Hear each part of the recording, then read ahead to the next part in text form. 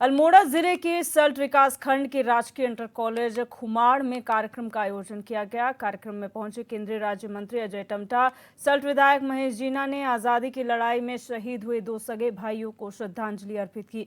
वहीं कार्यक्रम को संबोधित करते हुए केंद्रीय राज्य मंत्री अजय टम्टा ने कहा कि खुमाड़ के जांबाजों का बलिदान कभी भुलाया नहीं जा सकता। इस मौके पर केंद्रीय राज्य मंत्री ने शहीद स्थल खुमाड़ पर हेलीपैड बनाने की भी घोषणा की। उन्होंने कहा कि शहीदों के गांव के लोगों की जो भी उम्मीदें हैं उन्हें पूरा करने की कोशिश की जाएगी। साथ ही उन्होंने शहीद स्थल पर हेलीपैड बनाने के लिए ग्रामीणों से भूमि उपलब्ध कराने की अपील की।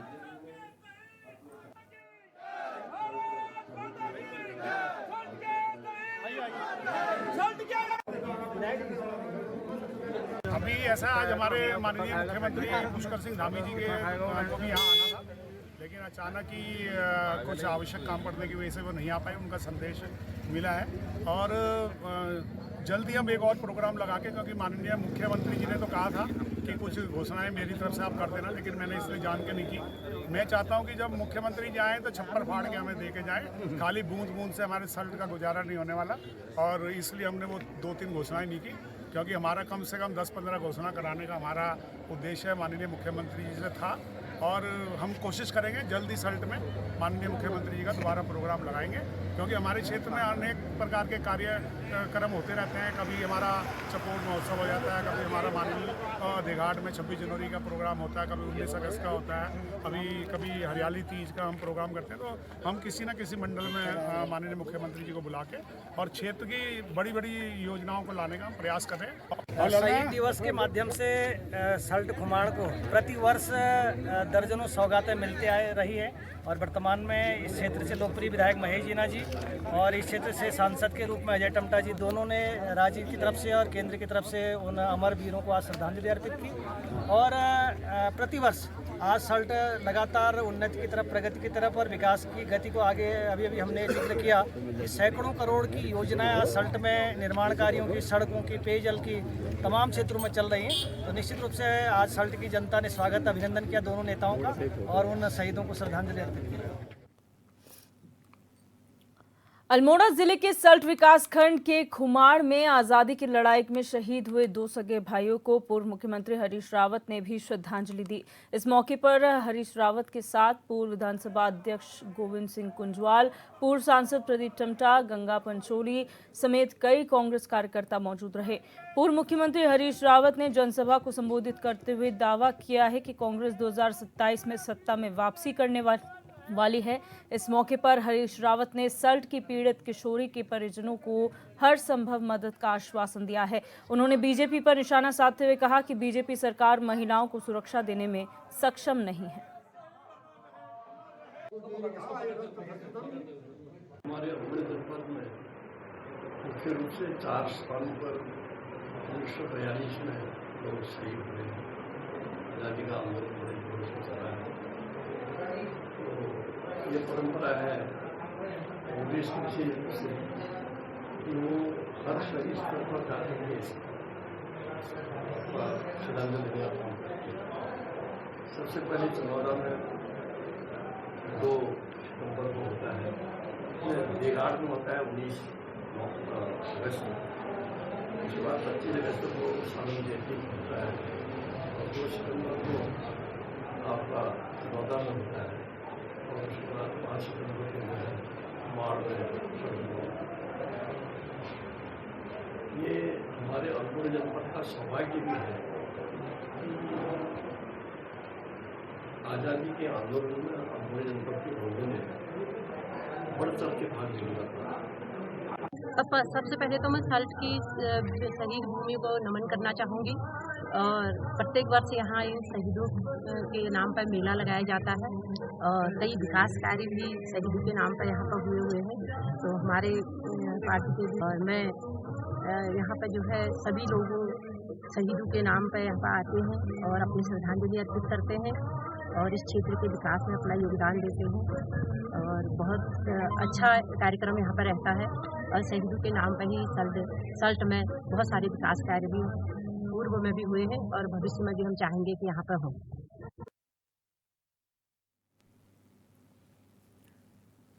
और अब सीधे रुख करते हैं गोरखपुर का, जहां मुख्यमंत्री योगी आदित्यनाथ पहुंचे हुए हैं और कार्यक्रम को संबोधित कर रहे हैं। बहनों और भाइयों, आज भी आप गांवों में देखते होंगे, गाय को भले ही कोई अपने घर में खिलाए या ना खिलाए, लेकिन अगर कोई कसाई गाय की हत्या कर दे तो मुझे लगता है कि कोई सनातन धर्मावलंबी इसको बर्दाश्त नहीं करता। बंदर भले ही आपकी फसल को और आपके बाग को कितना ही नुकसान क्यों ना कर ले, लेकिन अगर कोई विधर्मी उस बंदर की हत्या कर दे तो आप उसको बर्दाश्त नहीं करते, क्योंकि कभी उसके पूर्वजों ने हमारी परंपरा के लिए अपना सर्वस्व बलिदान करने में योगदान दिया था। हनुमान जी ने माता सीता को ढूंढने में और भगवान राम की भक्ति के लिए जो अपना जीवन लगाया था, उसके प्रति कृतज्ञता हम ज्ञापित करते हैं। और रामायण काल का तो पहले बलिदानी गिद्धराज जटायु है, और जटायु यानी आज का गिद्ध, जो वर्तमान पीढ़ी है जटायु की, उसके प्रति कृतज्ञता ज्ञापित करने के लिए, क्योंकि तेजी के साथ जो दवा का, पेस्टिसाइड का उपयोग करना प्रारंभ किया, उसका दुष्प्रभाव उनके स्वयं की प्रजाति पर पड़ा और उनकी संख्या तेजी के साथ घटती हुई दिखाई दी। उसको बचाने के लिए आज यह संरक्षण केंद्र, पहला संरक्षण केंद्र उत्तर प्रदेश का भी, भारत का भी और दुनिया का भी पहला जटायु संरक्षण केंद्र आपके कैंपियरगंज में प्रारंभ हो रहा है। इस अवसर पर मैं आप सभी कैंपियरगंज और फरेंदा वासियों को हृदय से बधाई देता हूं। बहनों और भाइयों, रामायण काल के वे प्रसंग हम सबके सामने आते हैं, जब तुलसीदास जी कहते हैं कि गिद्धराज सुनी आरत बानी, रघुकुल तिलक नारी पहचानी, अधम निशाचर लीने जाई, जिम मलेच्छ बस कपला गाई। आप देखिए, तुलसीदास जी ने भी बहुत अच्छे ढंग से इसका उल्लेख किया है। उन्होंने कहा है कि गिद्धराज जटायु ने सीता जी की दुख भरी वाणी सुनकर पहचान लिया कि ये तो रघुकुल तिलक श्री रामचंद्र की धर्मपत्नी है, और उन्होंने देखा कि राक्षस उनका अपहरण करके ऐसे ही ले जा रहा है जैसे कपिला गाय को कोई मलेच्छ जबरदस्ती उठा करके ले जा रहा हो। यानी एक कसाई गाय की हालत जो करता है, उस प्रकार की स्थिति देख करके उस समय ये जानते हुए कि मैं निहत्था हूं, और ले जाने वाला जो डकैत है, जो चोर है, वो कोई और नहीं रावण है, तो रावण से गिद्धराज जटायु भिड़ गए थे और उसको पूरी तरह घायल भी करने का काम किया था। कहते हैं गिद्धराज जटायु की मित्रता महाराज दशरथ से थी, और महाराज दशरथ के साथ अपनी मित्रता को और नारी गरिमा को बचाने के लिए उस समय रामायण काल के पहले बलिदानी के रूप में गिद्धराज ने जटायु के रूप में अपना बलिदान दिया। और इसीलिए आप अयोध्या जाते होंगे, अयोध्या में श्री राम जन्मभूमि में आप जाएंगे तो मंदिर के ठीक सामने एक छोटी सी चोटी बनी है, उसमें विशाल काय एक प्रतिमा बनी है जटायु राज की, गिद्धराज जटायु की विशाल प्रतिमा वहां सामने बनी है, जो राम मंदिर की तरफ लगातार देख रहा है। बहनों और भाइयों, मित्रता कैसे होनी चाहिए, यह भी जटायु से देख लीजिए।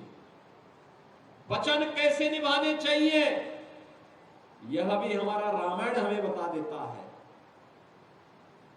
रघुकुल रीत सदा चली आई, प्राण जाए पर वचन न जाई। वचन नहीं जाना है, जब एक बार कह दिया तो हो करके रहेगा।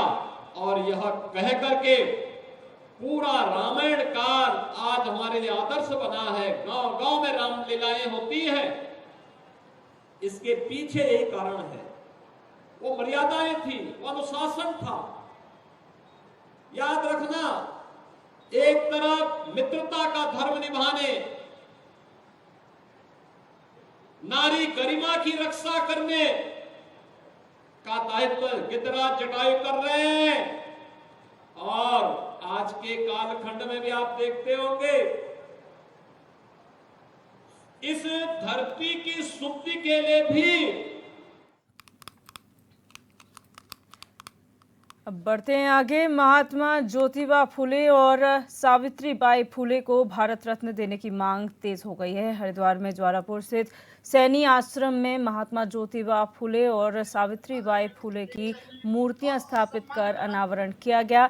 इस दौरान सैनी समाज ने देश के लिए महात्मा ज्योतिबा फुले और सावित्रीबाई फुले के योगदान को याद करते हुए केंद्र सरकार से दोनों महात्माओं को भारत रत्न देने की मांग उठाई। और सम्मानित समाज में और खासकर पूरे समाज में, पूरे देश में। आप केवल सैनी समाज के नहीं, पूरे देश के और विशेष रूप से महिलाओं के लिए शिक्षक में महात्मा ज्योतिबा फुले, माता सावित्रीबाई फुले का महत्वपूर्ण योगदान है। प्रथम शिक्षिका हैं वो, जिन्होंने आक्रांताओं के आक्रमण के बाद पुनः शिक्षा की अलग जगाने में बहुत से लोगों को यहाँ पर एक तरह से, जैसे बाबा भीमराव अम्बेडकर हैं, हमें कोई नहीं भाई, उन्हें रत्न की उपाधि दी गई, लेकिन महात्मा ज्योतिराव फुले को राष्ट्रीय रत्न की उपाधि आज तक नहीं मिली है।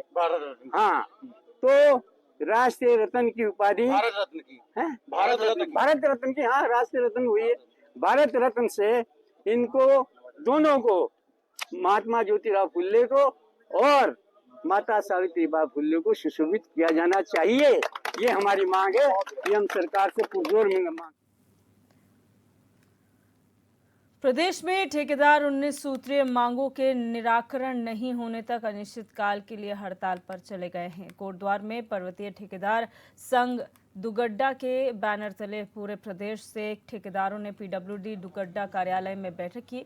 इस बैठक में आंदोलन को सफल बनाने पर चर्चा की गई। इस मौके पर ठेकेदार संघ के प्रदेश पदाधिकारी भी मौजूद रहे। बैठक में आपदा कार्यों का बहिष्कार भी शुरू कर दिया गया। आपको बता दें कि संघ की ओर से पूर्व में ज्ञापित 19 सूत्रीय मांगों को लेकर प्रांतीय नेतृत्व के आह्वान पर आंदोलन किया जा रहा है। वहीं ठेकेदार संघ के प्रदेश अध्यक्ष ने सभी विधायकों को आड़े हाथों लेते हुए कहा कि सरकार में बैठे सभी विधायक ये भूल गए हैं कि वो भी उत्तराखंड के हैं और प्रदेश में बाहरी ठेकेदारों को काम दिया जा रहा है, जिस पर सभी विधायक चुप बैठे हुए हैं। उनका कहना है कि जब तक सरकार बाहर के ठेकेदारों और कंपनियों को टेंडर देना बंद नहीं करती है, तब तक सभी ठेकेदार हड़ताल पर रहेंगे। ठेकेदारों ने चेतावनी देते हुए कहा कि अगर सरकार हमारी मांगे नहीं मानती है तो हमें सड़कों पर कर आंदोलन के लिए बाध्य होना पड़ेगा।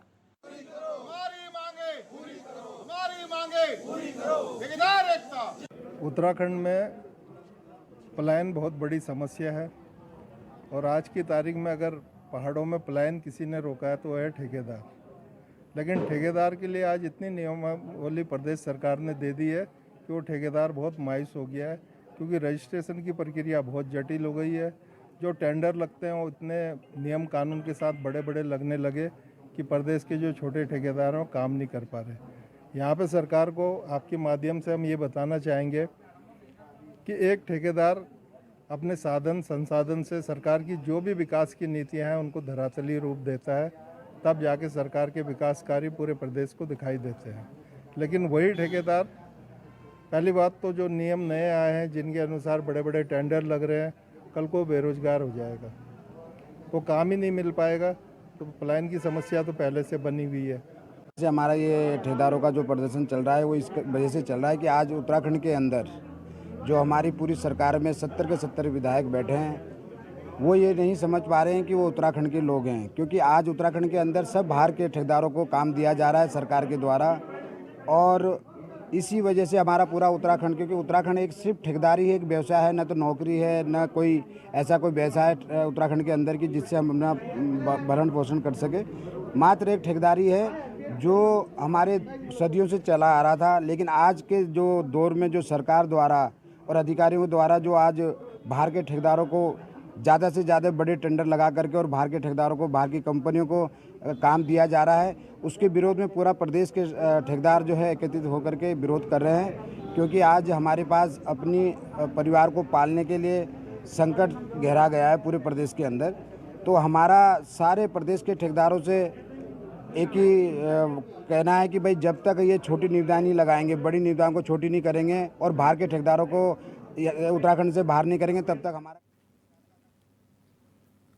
भगवानपुर क्षेत्र में बना रोडवेज का बस अड्डा अब बस शोपीस बनकर रह गया है। इस बस स्टैंड में कोई भी रोडवेज की गाड़ी आकर रुकती नहीं है, जिसकी वजह से यात्रियों को सड़क किनारे खड़े होकर ही रोडवेज बसों का इंतजार करना पड़ता है। यात्रियों का कहना है कि बस स्टैंड अब बस स्टैंड नहीं, पार्किंग एरिया बन गया है, क्योंकि अब बस स्टैंड पर बसों की जगह ज्यादातर मोटरसाइकिल खड़ी नजर आती है। यात्रियों ने मांग की है कि अगर परिवहन विभाग इस रूट से गुजरने वाली बसों के चालक और परिचालकों को बस स्टैंड पर ही बस रोकने के आदेश दें तो इससे यात्रियों की समस्या का समाधान हो सकता है।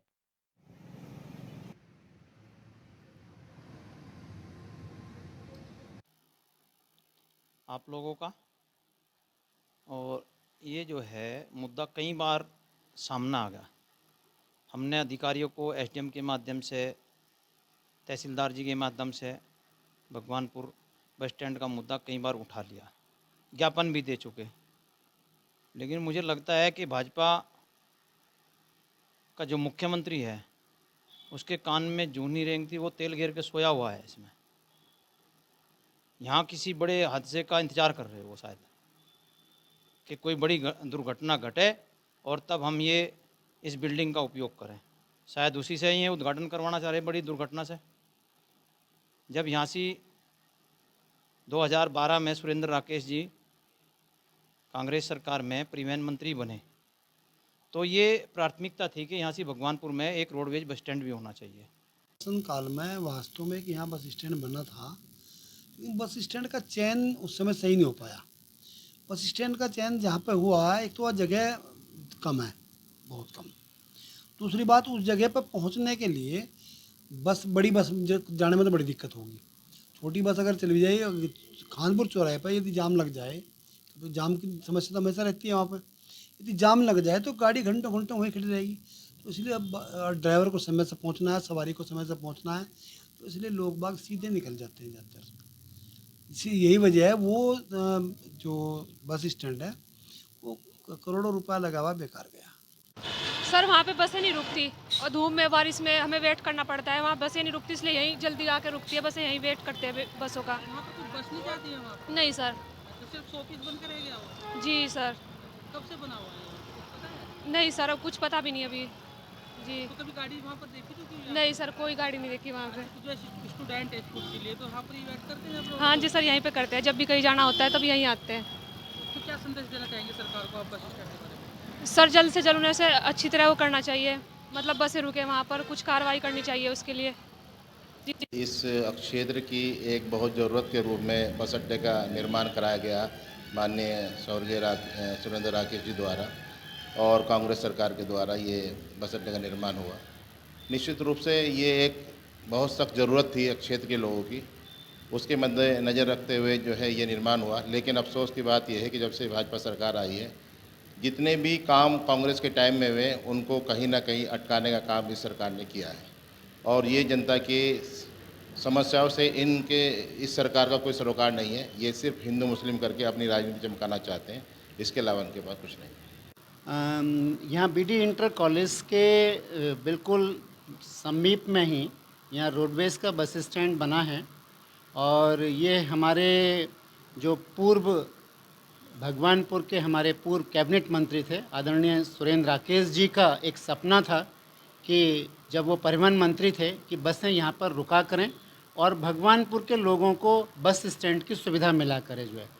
उनके प्रयासों से श्रीमती ममता राकेश जो हमारी विधायक हैं, उनके भी निरंतर प्रयासों से यहाँ पर बस स्टैंड तो बन गया, लेकिन ये रोडवेज जो हमारा बस स्टैंड है ये केवल एक शो पीस बनकर यहाँ पर रह गया है। स्टैंड बन करके तैयार हुआ। हम स्वर्गीय सुरेंद्र राकेश जी ने इस बस स्टैंड को बनवाने के लिए प्रयास करने शुरू कर दिए गए थे, लेकिन दुर्भाग्य रहा कि उनके समय में नहीं बन पाया। उसके बाद में मैं इसके लिए प्रयासरत रही और ये बस स्टैंड बना, लेकिन एक और ट्रेजेडी उस समय हुई। उस समय तत्कालीन परिवहन और समाज कल्याण मंत्री स्वर्गीय चंदन राम दास जी का, मंत्री जी का उस समय निधन हो गया। उसी की वजह से ये बस अड्डा पूरी तरह से अभी तक संचालित नहीं हो पाया है। मैंने इसके लिए शासन में भी पत्र लिखा, माननीय मुख्यमंत्री से निवेदन किया है कि इस बस स्टैंड का नाम स्वर्गीय सुरेंद्र राकेश बस स्टैंड के नाम पर रखें। मऊ में डिस्ट्रिक्ट बार एसोसिएशन के अधिवक्ताओं ने महिला अधिवक्ता मोहिनी तोमर की हत्या पर न्यायालय परिसर के बाहर प्रदर्शन कर नारे लगाए। अधिवक्ताओं ने जल्द से जल्द आरोपियों की गिरफ्तारी की मांग उठाई है, साथ ही कार्य बहिष्कार की भी घोषणा की है।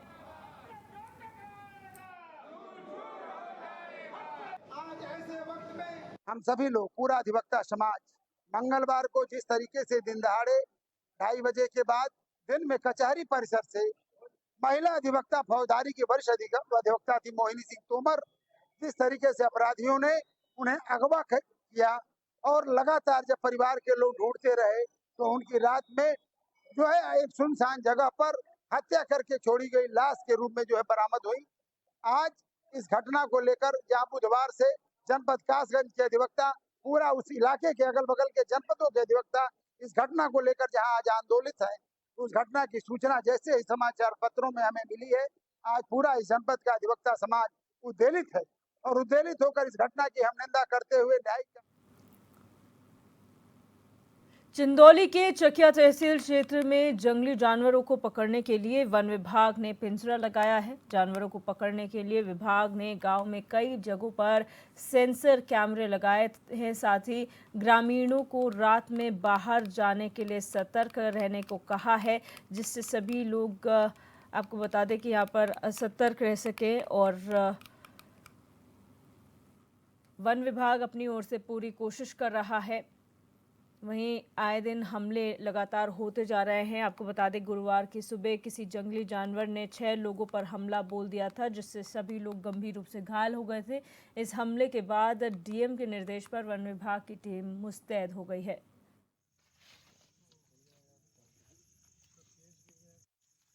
चंदौली के चकिया तहसील के समस्त चकिया वासियों, आप सभी से सादर अनुरोध है कि रात्रि में बाहर ना निकलें। बाहर रात्रि में सोएं ना, यहाँ ना बरामदे में सोएं, क्योंकि अभी घटनाएं कुछ घटित हुई हैं जिसमें कुछ लोगों को जंगली जानवरों के द्वारा काटा गया है। तो आप सभी से सादर अनुरोध है कि आप सभी लोग घर के अंदर ही निवास करें। रात्रि में कहीं पर भी बाहर जाना हो तो समूह में जाएं। अपनी सुरक्षा का समुचित ध्यान रखें। यदि कोई घटना घटित होती है तो तत्काल 112 नंबर पे सूचित करें या फिर एम्बुलेंस की या चिकित्सा लाभ हेतु तत्काल 108 पर सूचित करें। अपना ध्यान रखिए, स्वस्थ रहिए, सुरक्षित रहिए। यहाँ पे एक्चुअली कल रात में कुछ सोते हुए जो घरों के बाहर सो रहे थे ग्रामीण, उन पे किसी जानवर ने हमला कर दिया था। तो उन लोगों को चकिया अस्पताल में ले गए थे लोग, जहाँ पे हमारी टीम ने पहुँच के उनसे जानवर के बारे में जानकारी ली। तो उन लोगों द्वारा स्पष्ट रूप से नहीं बताया गया कि कौन सा जानवर था। तो हम लोगों ने त्वरित एक्शन लेते हुए यहाँ पे जो प्रभावित स्थल है उसके आसपास अपनी टीमें लगा दी हैं। हमारी 3 टीमें हैं जो हर जगह घूम रही हैं और पिंजड़ा भी हम लोगों ने इंस्टॉल किया हुआ है। ट्रैप का कैमरा भी हम लोग मंगवा रहे हैं, उसको भी तुरंत लगा रहे हैं। और हम लोग जल्द से जल्द अगर कोई ऐसा जानवर है तो हम लोग उसको पकड़ के रेस्क्यू करेंगे। तैयारी क्या है, किस तरीके से पकड़ेंगे? तैयारी पूरी है। हमारी टीम लगातार रात भर गश्त करती रहेगी और टीमें भी आ रही हैं। प्रवर्तन दल जो है डिवीज़न का वो भी आ रहा है। बाकी उच्च स्तर से जो भी निर्देश प्राप्त हो रहे हैं उसके अनुसार कार्रवाई की जा रही है।